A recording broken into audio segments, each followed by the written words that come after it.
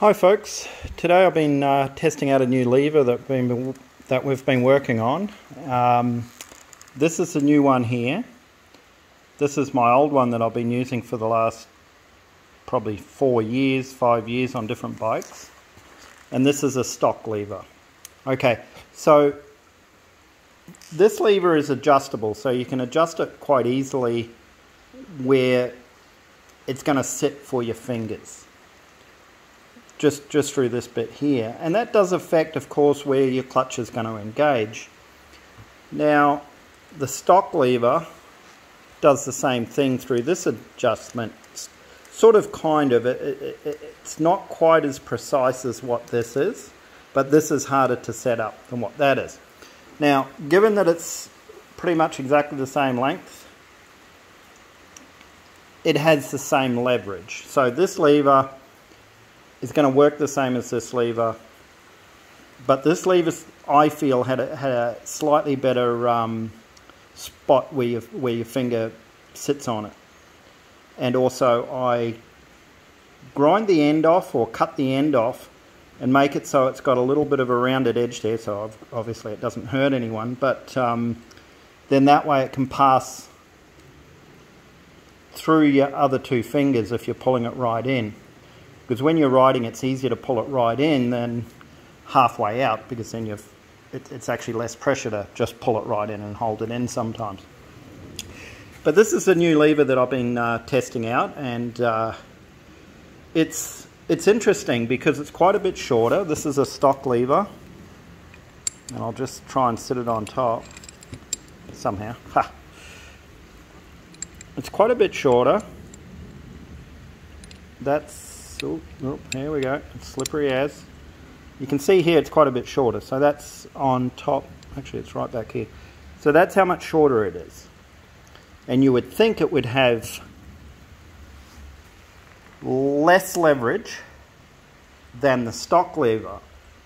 However, it's actually got more leverage than the stock lever, because it's got in this little pivot here, it has a mechanical advantage. So given that it's got the mechanical advantage, it allows the clutch pull to be lighter, the lever to be shorter, which really, who cares? But you can adjust the sensitivity through this. So you can adjust how far out the lever sits with this adjustment. You don't need this crazy spring thing anymore that usually falls out at some stage when you're playing with it and dropping on the ground and very hard to find. So this just butts up against the inside of the clutch housing, clutch lever housing, and then you have the mechanical advantage here, and then you have your adjustment for engagement just here. There's a little Allen key here that screws in. You get your original collar, pop it into there, grease it all up really nice. Now, that's your original pin off the original lever. The spring on the outside, like this bit here. And this is the plunger off your original lever. So you've got to grab the plunger and yank it out of the clutch lever housing. And then this pin is the new pin that goes in for engaging the clutch off the lever. So I've got one installed just here. And if you look carefully, you can see the pivot action on the on that rod that sits into there. So I was sort of kind of skeptical. I'm thinking, well, there's no free lunch on how much leverage you've got. You've either going to make the lever longer, or you've got to have some sort of mechanical advantage. And that's where we've been working on this one, to get the premium mechanical advantage. Now, to get a mechanical advantage on a shorter lever, the advantage has to come from somewhere. So where it comes from is, on a normal lever, you would pull it in and you wouldn't quite have the sensitivity of the clutch feel.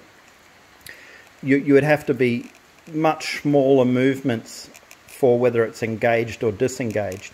And quite honestly, a lot of people struggle with that, because they won't be able to feather the clutch enough with a stock lever to be able to get the RPM up, or to zap, or, you know, to pick the front wheel up doing logs or something like that.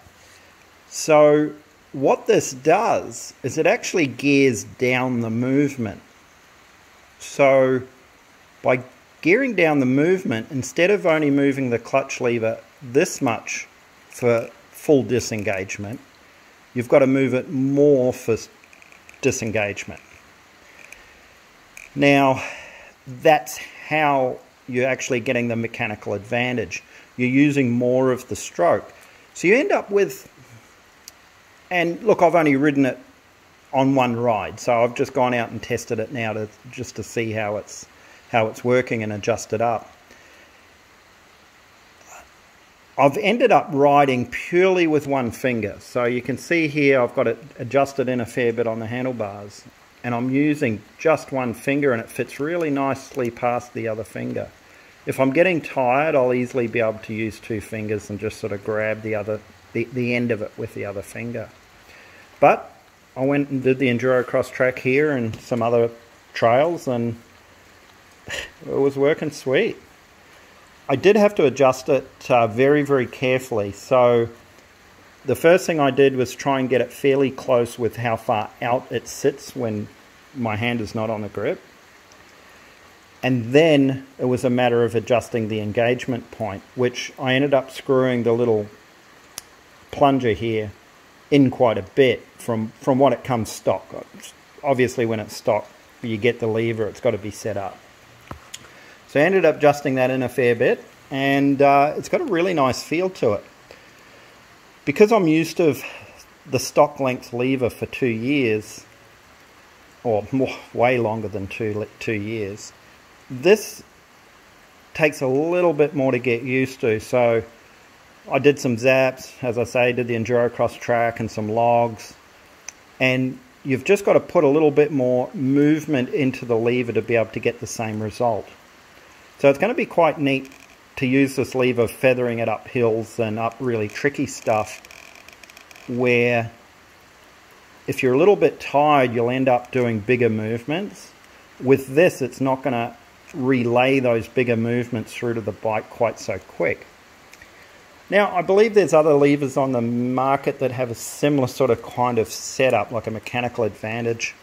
I believe the Midwest ones have that. The arc levers have that.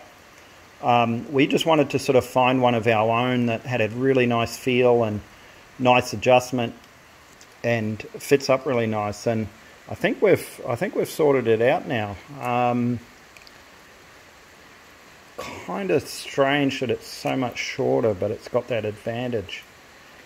So you can see how much the lever moves for only a small amount of movement on that piston, and that's where you're getting the finer adjustment from your input of the lever. So we're going to have these levers for sale on the website soon, enduro.rocks, not .com, it's .rocks. So I'm going to get them up there, and be interesting to hear people's feedback when they start using them.